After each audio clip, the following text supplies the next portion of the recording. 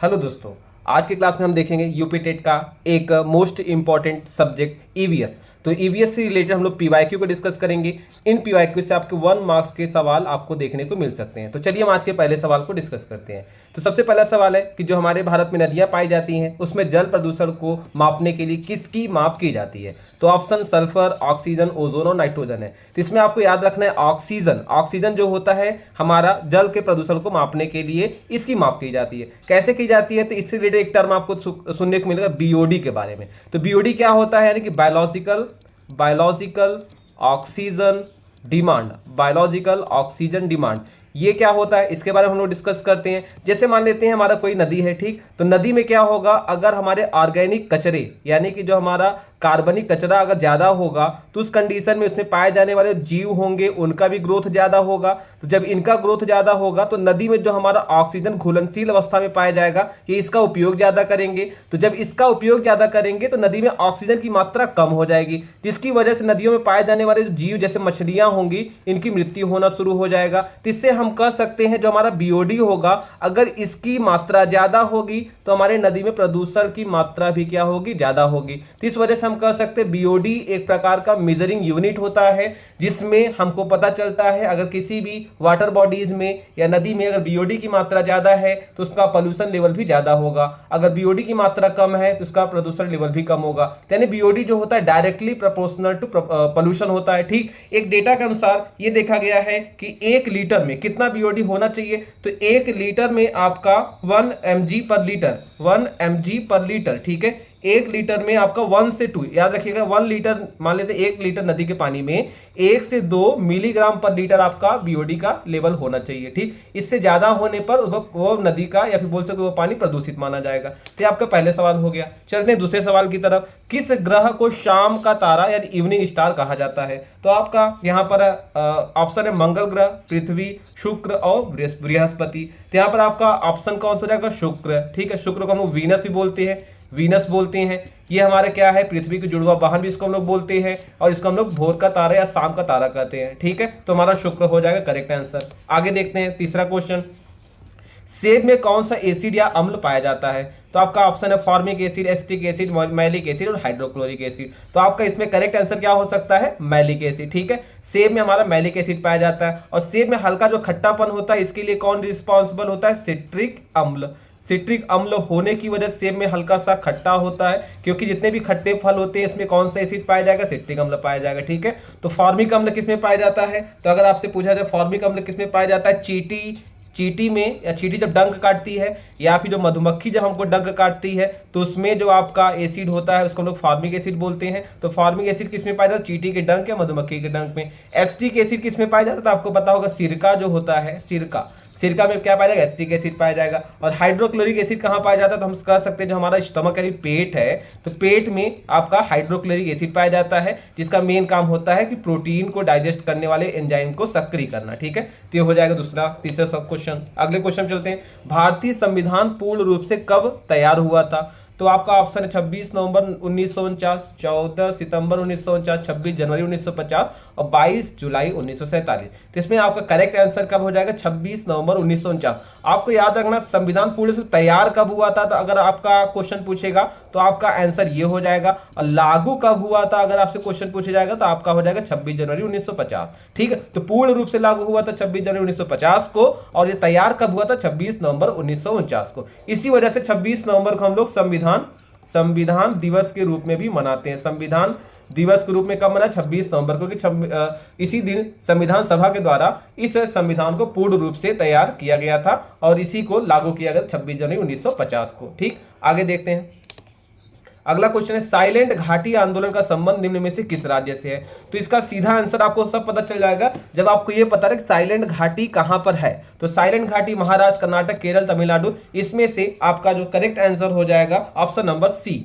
Option number C जो होगा केरल में आपका साइलेंट घाटी या साइलेंट वैली के नाम से जानते पाया जाता है और इसी जगह पर इस आंदोलन का शुरुआत हुआ था, इसलिए हम कह सकते हैं इसका करेक्ट आंसर आपका ऑप्शन नंबर सी हो जाएगा केरल। ठीक है, अगला क्वेश्चन देखते हैं।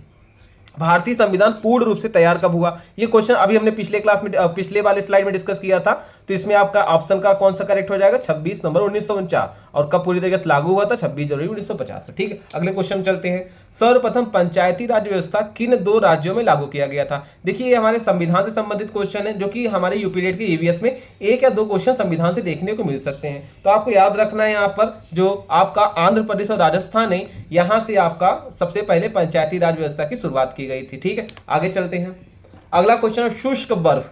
ठीक है, ड्राई आइस जिसको बोलते हैं, ड्राई आइस या शुष्क बर्फ। ठीक है, ये किसका रूप होता है, तो आपको याद रखना अमोनिया, कार्बन डाइऑक्साइड, नाइट्रोजन और ऑक्सीजन में से कार्बन डाइऑक्साइड यानी CO2 जो होता है, यही हमारा क्या होता है, ड्राई आइस होता है। इसी का यूज फायर एक्सटिंग्विशर, ठीक है, फायर एक्सटिंग्विशर यानी कि जो अग्निशामक दल होता है, ठीक है, उसी में इसका यूज किया जाता है। तो आपको याद रखना फायर एक्सटिंग्विशर में हमारा जो बर्फ का रूप में यूज किया जाता है हमारा ये ड्राई आइस ही होता है, जिसको अग्निशामक दल में यूज किया जाता है। ठीक है, आगे चलते हैं। किसी खाद्य श्रृंखला यानी कि जो फूड चेन होता है, फूड चेन की प्रथम कड़ी सदैव हरे पादप होते हैं, क्योंकि तो याद रखना है कि ये विस्तृत रूप से फैले होते हैं, वे मृदा से जुड़े होते हैं, वे सूर्य के प्रकाश में वायुमंडलीय कार्बन डाइऑक्साइड को स्थिरीकृत करते हैं, उनमें जड़ें होती है। देखा जाए तो सारी की सारी जानकारी हमारे पौधे के बारे में तो दी गई है। ठीक है, लेकिन हमको ये क्वेश्चन के हिसाब से पूछा है कि क्यों ये जरूरी है, या क्यों हम कह सकते हैं हमेशा ये जो हरे पादप होते हैं ये हमारा प्रथम कड़ी होता है। तो क्योंकि इन पादपों के पास एक बहुत ही बेहतरीन सिस्टम होता है, जिसके माध्यम से वायुमंडल से कार्बन डाइऑक्साइड को ये फिक्स करते हैं और बना लेते हैं क्या, खाना। उस प्रोसेस को हम लोग क्या बोलते हैं, उस प्रोसेस का नाम है क्या, प्रकाश संश्लेषण। प्रकाश संश्लेषण। तो इस वजह से हम कह सकते हैं जितने पौधे होते हैं वो प्रकाश संश्लेषण करके खाना बनाते हैं, फूड बनाते हैं, और उसी फूड का यूज सारे अगली कड़ी के जानवर या बोल सकते हैं खाद्य श्रृंखला में पाए जाने वाले जो अगली पीढ़ी के अगले स्तर के जो जीव होते हैं वो यूज करते हैं। तो इस वजह से हमेशा जब हमारा प्रथम कड़ी या बोल सकते इसको हम प्रोड्यूसर बोलेंगे या उत्पादक बोलेंगे, तो जो उत्पादक होते हैं आपका कौन हो जाएगा, हमेशा पौधे ही हो जाएंगे। पौधे ही हो जाएंगे, क्यों हो जाएंगे, कि पौधे हमारे क्या करते हैं, प्रकाश संश्लेषण क्रिया द्वारा खाना बनाते हैं, भोजन बनाते हैं, और इसी भोजन का यूज आने वाले अगले श्रृंखला में जो जीव होते हैं। जैसे अगर मैं एक एग्जांपल से आपको बताऊं तो जैसे मान लेते हैं पौधा, ये ठीक, पौधा को सबसे पहले कौन खाए, कोई शाकाहारी जीव खाएगा। जैसे मान लेते हैं इसको कोई टिड्डा ने खाया, ठीक, फिर टिड्डा को कौन खाएगा, मान लेते हैं मेढक ने खाया, ठीक, मेढक को कौन खाया, मान लेते सर्प ने खाया, सर्प को कौन सा मान लेते हैं मोर ने खाया। ठीक है, इस तरीके से क्या एक श्रृंखला का निर्माण होता है जिसको हम लोग खाद्य श्रृंखला बोलते हैं। याद रखना किसी भी खाद्य श्रृंखला का सबसे जो पहला कह सकते हैं क्रम होगा, कड़ी होगा, हमेशा हमारा एक उत्पादक ही आएगा। ठीक है, और उत्पादक आने का रीजन है कि यही क्या है, हमारा सोर्स ऑफ फूड होता है, खाने का सोर्स या बोल सकते हैं स्रोत आपका पौधा ही होगा जो सभी को एनर्जी को ट्रांसफर करेगा। ठीक है, अच्छा यहीं से एक रिलेटेड एक चीज मैं आपको बता देता हूँ, 10% लॉ। ठीक है, 10% लॉ या 10% का नियम आपसे क्वेश्चन पूछा जाता है, किसने दिया था, तो याद रखना एक साइंटिस्ट नाम जिसका नाम लिंडन मैन ने यह बताया कि कोई भी एक पोषक स्तर से दूसरे पोषक स्तर तक सिर्फ 10% ही ऊर्जा का स्थानांतरण होता है, और 90% का क्या होगा, 90% ऊर्जा का यूज वो जीव खुद कर लेगा अपने कर सकते हैं अपने विभिन्न प्रकार की प्रक्रियाओं को करने के लिए। तो इस प्रकार से 10% का ही यहाँ पर हर स्तर पर ट्रांसफर होता है, इसी को 10% लॉ बोलते हैं, 10% का नियम बोलते हैं, जिसको किसने दिया था, लिंडन मैन ने दिया था। ठीक, आगे चलते हैं। अगला क्वेश्चन है महासागरों में निम्न में से कौन सा लवण सर्वाधिक मात्रा में पाया जाता है। लवण मतलब साल्ट, कौन सा साल्ट सर्वाधिक मात्रा में पाया जाता है, तो आपको पता ही महासागरों से आपको क्या मिलता है, NaCl मिलता है, नमक मिलता है। इसी नमक का यूज हम लोग खाने में भी करते हैं। तो इस प्रकार से हमारा क्वेश्चन नंबर 10 का करेक्ट आंसर क्या हो जाएगा, सोडियम क्लोराइड, जो कि महासागरों जो ओशियंस होते हैं उसमें पाया जाता है। अगले क्वेश्चन चलते हैं, रियाल किस देश की मुद्रा है, तो याद रखिएगा चीन, क्यूबा, ब्राजील और गाम्बिया, इसमें से जो ब्राजील होगा, ब्राजील की मुद्रा को हम लोग रियाल कहते हैं। और याद रखिएगा जो सऊदी अरबिया है, सऊदी का जो आपका मुद्रा है वो भी रियाल होता है। साथ ही साथ अगर मैं कतर का नाम ले लूं तो कतर का भी मुद्रा का नाम रियाल होता है। ठीक है, तो यानी कि सऊदी अरब, कतर, ब्राजील, इन सब की मुद्रा को हम लोग क्या बोलते हैं, रियाल बोलते हैं। ठीक, उसी तरीके के चीन की मुद्रा का नाम मैं आपको बता दूं, इससे क्वेश्चन पूछा जा सकता है युवान का। तो युवान क्या है, हमारा चीन की मुद्रा का नाम है। ठीक, बाकी इनसे क्वेश्चन बहुत ज्यादा नहीं पूछे जाते हैं, तो आपको याद रखना चीन, ब्राजील या फिर जैसे हमारे एशिया की कंट्रीज है या फिर कुछ ऐसे मुख्य कंट्रीज के आपसे मुद्रा से पूछे जाएंगे, तो इसको आपको याद रखना है। आगे चलते अगले क्वेश्चन की तरफ कि 45 डिग्री अक्षांश पर दो देशांतर रेखाओं के बीच की दूरी कितनी होती है। ठीक है, तो आपका यहाँ पर आंसर क्या हो जाएगा, 79 किलोमीटर। अच्छा, यहाँ पर आपको याद रखना है कि 45 डिग्री अक्षांश पर दो देशांतर रेखाओं के बीच की दूरी कितनी है, तो आपको इतना रखना 79 किलोमीटर याद रखना है। ठीक है, ये फैक्चुअल डेटा है, इसको आपको याद करना पड़ेगा, इसको आप माइंड में रखे रहेंगे क्योंकि इससे क्वेश्चन बन सकते हैं। अगले क्वेश्चन चलते हैं कि गंगा नदी में पाए जाने वाला बैक्टीरियोफेज है, तो याद रखिएगा कवक यानी फंगी, ठीक है, फंगी, जीवाणु यानी कि बैक्टीरिया, ठीक है, विषाणु यानी कि वायरस, ठीक है, और प्रोटोजोआ। तो इसमें से आपका करेक्ट आंसर क्या होगा? जैसे यहाँ पर बहुत लोग कंफ्यूज हो जाते हैं, बैक्टीरिया यानी कि बैक्टीरिया मतलब जीवाणु, तो लोग जीवाणु लगा देंगे तो ये तुरंत आपका गलत हो जाएगा, क्योंकि बैक्टीरियोफेज जो होता है एक प्रकार का क्या हमारा वायरस है। अच्छा, इसका नाम बैक्टीरियोफेज क्यों पड़ा है? क्योंकि जो बैक्टीरियोफेज है ये दो वर्ड से मिलकर बना है। ठीक है, एक आपका लिखा है बैक्टीरिया जो कि हमारा कहीं ना कहीं जीवाणु को ही बताता है, दूसरा हमारा है फेज। फेज मतलब क्या था? खाने वाला, खाने वाला यानी कि जीवाणु को खाता है, इसलिए इसको बैक्टीरियोफेज नाम दिया गया है। और जनरली कौन से प्रकार के जीवाणु को खाता है? एक एग्जांपल है आपको याद है, ई कोलाई, इस्चेरिचिया कोलाई बोलते हैं। तो यानी हम कह सकते हैं बैक्टीरियोफेज एक वायरस होता है जो एक बैक्टीरिया ने ई कोलाई को खाता है, इसलिए हमारा यहाँ पर करेक्ट आंसर बी हो जाएगा। कवक क्या होता है? ये ऐसे जीव होते हैं जो सड़े गले पदार्थों पर आपके ग्रो करते हैं, वृद्धि करते हैं। सबसे बेस्ट एग्जांपल जिसका हम लोग खाने के रूप में यूज करते हैं क्या हो जाएगा? आपका मशरूम हो जाएगा। ठीक, साथ ही साथ अगर हम जीवाणु की बात करें तो जीवाणु क्या होता है? तो जीवाणु एक ऐसा पदार्थ है जिसका हम दो तरीके से, जीवाणु एक ऐसा जीव है, एक ऐसा सूक्ष्म जीव है, एक ऐसा कह सकते एक कोश की सूक्ष्म जीव, इसका दो तरीके से यूज हो सकता है। पहला तो हमारे लिए लाभदायक भी होता है और हानिकारक भी होता है। ठीक है, लाभदायक और हानिकारक। लाभदायक कैसे होगा? तो जीवाणु से क्या होता है, बहुत सारे प्रोडक्ट बनते हैं। जैसे मैं एक सबसे इंपॉर्टेंट प्रोडक्ट का नाम बताता हूं जो हर घर में बनता है, वो कौन है? आपका दही। तो दही बनाने के लिए एक बैक्टीरिया यूज होता है जिसको बोलते हैं लैक्टोबैसिलस।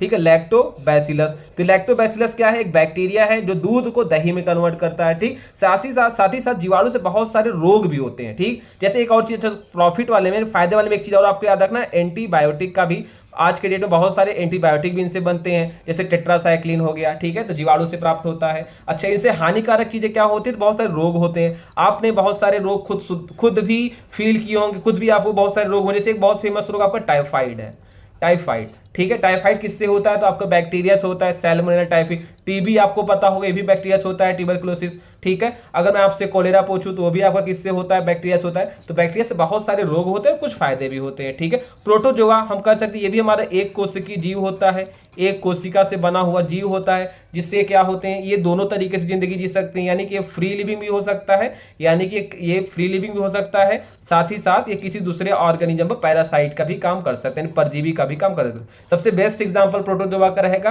कौन सा? प्लाज्मोडियम का। याद रखिएगा, प्लाज्मोडियम। तो प्लाज्मोडियम एक ऐसा प्रोटोजोआ है जो बहुत ही हानिकारक या बहुत ही डेंजरस डिजीज कॉज करता है, इसको बोलते हैं मलेरिया। तो मलेरिया डिजीज कौन काज करता है? प्लाज्मोडियम काज करता है। ठीक है, अच्छा, ये क्वेश्चन यहाँ से और भी क्वेश्चन पूछा जाता है, मलेरिया किस मच्छर के द्वारा फैलता है? तो याद रखना आपको, मादा एनाफिलीज। ठीक है, मादा एनाफिलीज। ठीक, तो मादा एनाफिलीज के माध्यम से ये डिजीज आपका फैलता है। ठीक, अगले क्वेश्चन पे आते हैं। हाँ, अगला क्वेश्चन हमारा है नककेटिया मेला का आयोजन कहाँ आयोजित है? फैक्चुअल आपका है। ठीक है, तो आपको याद रखना वाराणसी में। ठीक, वाराणसी आपने सुना होगा, वाराणसी बहुत सारे मेलाओं के लिए प्रसिद्ध होता है, उसी में एक नककेटिया मेला है जो कि हमारा वाराणसी में होता है। ठीक, अगला और लास्ट क्वेश्चन देखते हैं, दो अक्षांश रेखाओं के बीच की दूरी कितनी होती है? ठीक है, तो आपको याद रखना है ऑप्शन नंबर डी। ठीक है, ऑप्शन नंबर डी 111 किलोमीटर होती है। ठीक, इसी तरीके से आज का हमने 15 मोस्ट इंपॉर्टेंट क्वेश्चंस को देखा जिनसे आपके क्वेश्चन बन सकते हैं। ये ऐसे क्वेश्चन हैं जो हर बार किसी न किसी एग्जाम्स में आए हुए हैं। तो ऐसे ही हम लोग अगले वाले क्लास में देखेंगे और सारे क्वेश्चंस के बारे में। तब तक के लिए आप इस वीडियो को बार बार देखते रहिए और चीजों को याद करते रहिए। और अगर हमारा कंटेंट आपको अच्छा लग रहा है, इसको लाइक कीजिए, सब्सक्राइब कीजिए, शेयर कीजिए, कमेंट कीजिए। Thank you.